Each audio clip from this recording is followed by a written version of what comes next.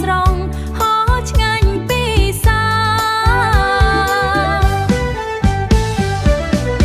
បានពិសាបន្លែស្រស់ស្រង់តែស្បៃក្តៅត្រសក់សក់ខ្ញី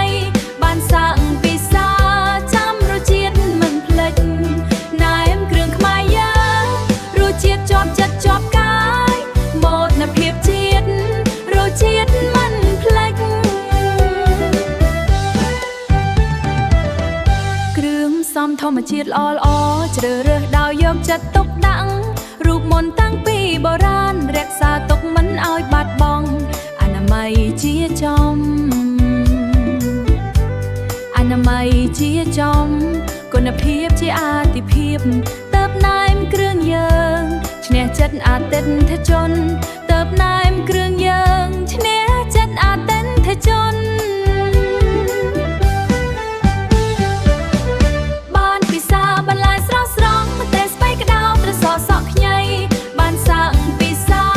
ចាំរសជាតិមិនភ្លេចណែមគ្រឿងខ្មែរយើងរសជាតិជាប់ចិត្តជាប់កាយមោទនភាពជាតិរសជាតិមិនភ្លេច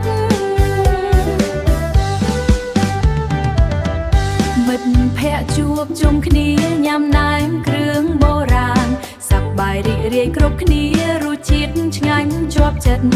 ចែករំលែកក្តីសុខជាមួយគ្នាគ្រប់ពេលវេលារសជាតិខ្មែរប៉ិនអាចបំភ្លេចបានពិសាបន្លែស្រស់ស្រង់តែស្បៃក្តៅត្រសក់សក់ខ្ញីបានសាំងពិសាចាំរសជាតិមិនភ្លេចគ្រឿងខ្មែរយើង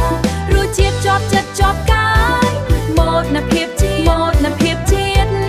រសជាតិមិនភ្លេចណែមគ្រឿងបុរាណខ្មែររសជាតិមិនភ្លេច